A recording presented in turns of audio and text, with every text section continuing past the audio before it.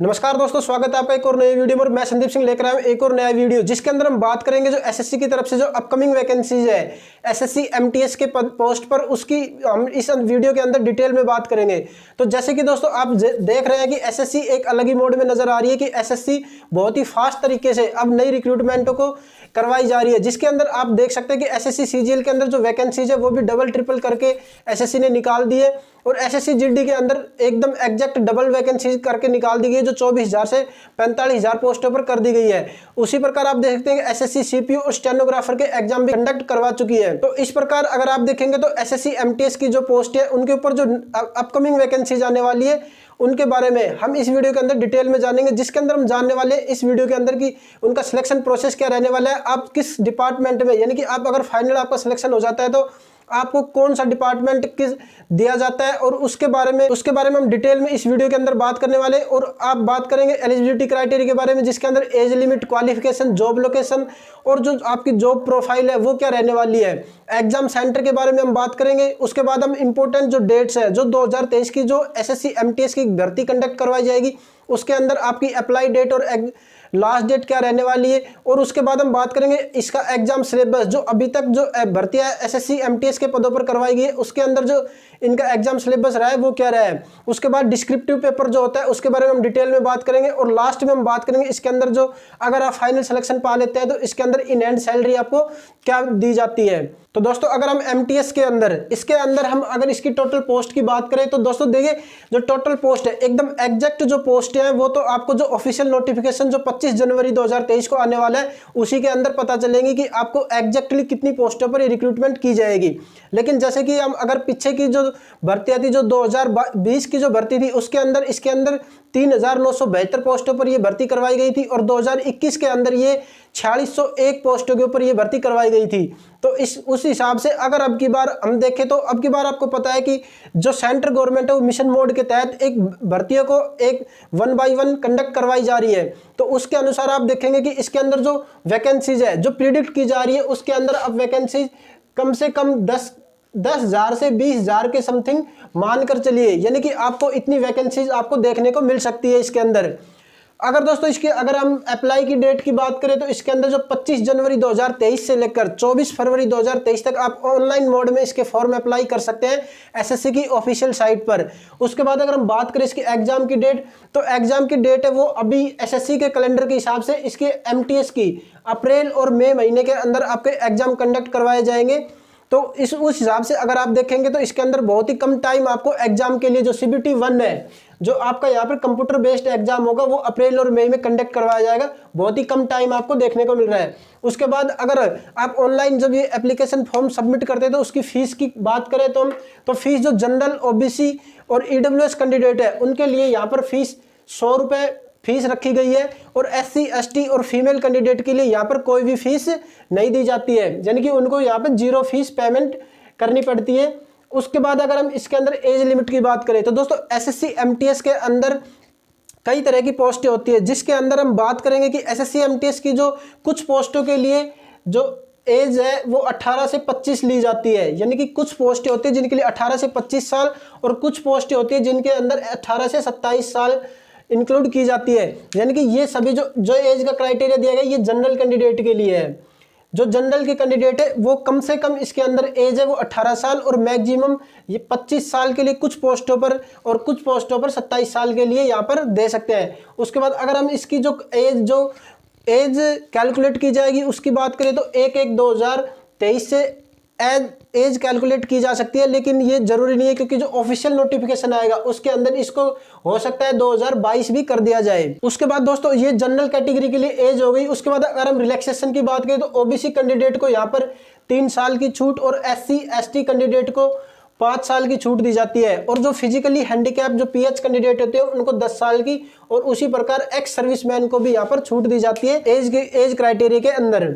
उसके बाद अगर हम बात करें इसकी क्वालिफिकेशन की तो आप अगर इंडिया में किसी भी रिकॉग्नाइज बोर्ड से 10th पास आउट है तो आप इस फॉर्म को भर सकते हैं। यानी कि एजुकेशन क्वालिफिकेशन जो सबसे मिनिमम इसके अंदर मांगी गई है वो 10वीं पास आपसे मांगी गई है। अगर हम इसका सिलेक्शन प्रोसेस की बात करें दोस्तों, तो सिलेक्शन प्रोसेस के अंदर इसके अंदर सबसे पहले सीबीटी एग्जाम करवाया जाता है। उसके बाद सेकंड पे अगर जो बच्चे सीबीटी क्वालिफाई कर जाते हैं, जो कट ऑफ अलग अलग स्टेट वाइज अलग अलग पोस्टों के लिए इसके अंदर कट ऑफ निकाली जाती है सीबीटी 1 की। उसके बाद आपको डिस्क्रिप्टिव के लिए बुलाया जाता है, और डिस्क्रिप्टिव जो है वो पेन और पेपर मोड में होता है, उसकी हम आगे चल के बात करेंगे। पीटी और पीएसटी है वो हवलदार की पोस्ट के लिए करवाया जाता है। उसके बाद डॉक्यूमेंट वेरिफिकेशन करवाया जाता है, और उसके बाद मेडिकल टेस्ट इसके अंदर करवाया जाता है। तो सबसे पहले हम बात करेंगे इसके अंदर जो सीबीटी एग्जाम है, सीबीटी के अंदर जो इसका सब्जेक्ट है, जो अभी तक जो एग्जाम करवाए गए हैं, हो सकता है कि इसके अंदर थोड़ा बहुत फेरबदल भी कर दिया जाए, क्योंकि जैसे कि हमने देखा एग्जाम पैटर्न एसएससी जीडी और सीजीएल का भी चेंज कर दिया गया है। तो लेकिन जो अभी तक जो एग्जाम पैटर्न था वो ये था कि जनरल अवेयरनेस के 25 क्वेश्चन आते थे 25 नंबर के, मैथ्स के यहाँ पर देखेंगे तो 25 क्वेश्चन 25 नंबर के, और इंग्लिश सब्जेक्ट से भी 25 क्वेश्चन 25 नंबर के, और उसी प्रकार रीजनिंग से भी 25 क्वेश्चन 25 नंबर के आपको यहाँ पर देखने को मिलेंगे। यानी कि टोटल नंबर ऑफ क्वेश्चन देखेंगे 100, और टोटल नंबर ऑफ मार्क्स देखेंगे तो भी 100, और जो टाइम दिया जाता है वो 90 मिनट्स का, यानी कि 90 मिनट का आपको यहाँ पर टाइम दिया जाता है। इसके अंदर दोस्तों सीबीटी 1 की अलग अलग पोस्टों के लिए और अलग अलग, जैसे कि 18 से 25 वाले कैंडिडेट्स की अलग, और 18 से 27 वाले कैंडिडेट्स की अलग, और स्टेट वाइज अलग अलग कट ऑफ निकाली जाती है। और जो उस कट ऑफ को क्वालिफाई करके आते हैं उनको डिस्क्रिप्टिव के लिए, यानी कि सेकंड फेज के लिए बुलाया जाता है। डिस्क्रिप्टिव के अंदर इसके अंदर शॉर्ट एसे और लेटर लिखवाए जाते हैं, जो आप इंग्लिश या इसके अंदर आपको नंबर ऑफ मार्क्स दिए जाते हैं वो 50 नंबर दिया जाते हैं, और टाइम आपको 30 मिनट का दिया जाता है। आपको बता दूं दोस्तों, ये सिर्फ क्वालिफाइंग नेचर का होता है, इसके मार्क्स आपको जो फाइनल मेरिट लिस्ट होती है उसके अंदर इंक्लूड नहीं किए जाते हैं। ये डिस्क्रिप्टिव एग्जाम हो गया। उसके बाद हम बात करें जो हवलदार की पोस्ट है, हवलदार की पोस्ट के लिए आपसे पीटी और पीएसटी करवाया जाता है, जिसके अंदर आप देखेंगे वॉकिंग के लिए आपको जो मेल कैंडिडेट है उनके लिए 1600 मीटर 15 मिनट का टाइम दिया जाता है। उसी प्रकार फीमेल कैंडिडेट के लिए 1 किलोमीटर 20 मिनट का टाइम दिया जाता है। और हाइट की बात करें तो हवलदार कैंडिडेट के लिए यहाँ पर हाइट है वो 157.5 सेंटीमीटर की, और फीमेल कैंडिडेट के लिए 152 सेंटीमीटर की दी जाती है। चेस्ट की बात करें तो जो मेल कैंडिडेट है उनके लिए अनएक्सपेंडेड चेस्ट 76 सेंटीमीटर और एक्सपेंड 5 सेंटीमीटर एक्सपेंड करवाई जाती है। उसके बाद साइकिलिंग की बात करें तो साइकिलिंग के अंदर आपको यहाँ पे डीजीपीएम और सीबीआईसी ये 2 पोस्टों के लिए ही आपको साइकिलिंग करवाई जाती है, जो 8 किलोमीटर 30 मिनट में मेल कैंडिडेट के लिए और फीमेल कैंडिडेट के लिए 3 किलोमीटर 25 मिनट में करवाई जाती है। तो दोस्तों अगर हम एसएससी एमटीएस में हवलदार की पोस्ट की बात करें तो ये हवलदार की पोस्ट का काम आप एक इस प्रकार समझिए जैसे कि एक कांस्टेबल होता है। जैसे कि आपने सुना होगा कि एक जीएसटी डिपार्टमेंट होता है। जैसे कि जीएसटी डिपार्टमेंट में कुछ डिपार्टमेंट के जो बड़े अधिकारी होते हैं वो रेड डालने के लिए अलग अलग जगहों पर जाते हैं, तो उनकी जगह पर कुछ उनके पास 2 ऑप्शन होते हैं कि या तो वो पुलिस को लेकर जाएं, या उनके पास ये जो हवलदार की पोस्ट पर जो रिक्रूट करवाए गए कैंडिडेट होते हैं उनको अपने साथ लेकर जा सकते हैं, क्योंकि पुलिस को ले जाने में जो इन्फॉर्मेशन है वो लीक होने का खतरा होता है। तो उसी प्रकार वो हवलदार की पोस्ट पर जो कैंडिडेट उनके पास होते हैं वो उनके साथ कहीं पर भी रेड करने जाते हैं। तो इस प्रकार हवलदार की जो पोस्ट है वो एक बहुत ही अच्छा रोल प्ले करती है, एक बहुत ही अच्छी रेप्यूटेड जो जॉब है वो होती है। दोस्तों अगर हम इसके अंदर बात कर ले, अगर आप फर्स्ट फेज और सेकंड फेज क्लियर करके आते हैं तो आपको बुलाया जाता है डॉक्यूमेंट वेरिफिकेशन और मेडिकल के लिए। तो डॉक्यूमेंट वेरिफिकेशन के लिए आपको जो डॉक्यूमेंट्स चाहिए, जैसे कि 10th की मार्कशीट जो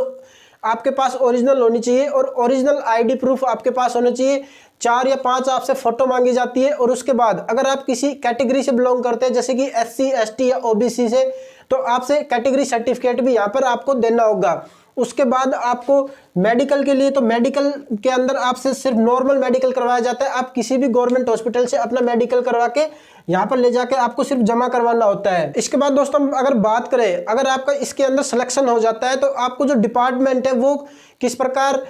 किस डिपार्टमेंट में आपको ज्वाइनिंग दी जाती है। जैसे कि इसके अंदर डिपार्टमेंट आते हैं income tax department, external affair, election commission, home affair, ED, press information bureau, ministry of railway, ministry of defence, cabinet secretariat, press information bureau, telecommunication, science and technology, department of revenue. इस प्रकार के और different प्रकार के इसके अंदर जो department आते हैं उनके अंदर आपको फाइनली सिलेक्शन दिया जाता है। ये डिपार्टमेंट भी आपको इस प्रकार दिए जाते हैं, जैसे कि जो आपकी जो CBT 1 है, जो CBT 1 है उसके अंदर आपकी जो फाइनल मेरिट लिस्ट बनेगी उसके हिसाब से आपको डिपार्टमेंट अलॉट किए जाते हैं कि आपको किस डिपार्टमेंट में ज्वाइनिंग दी जाती है। जैसे कि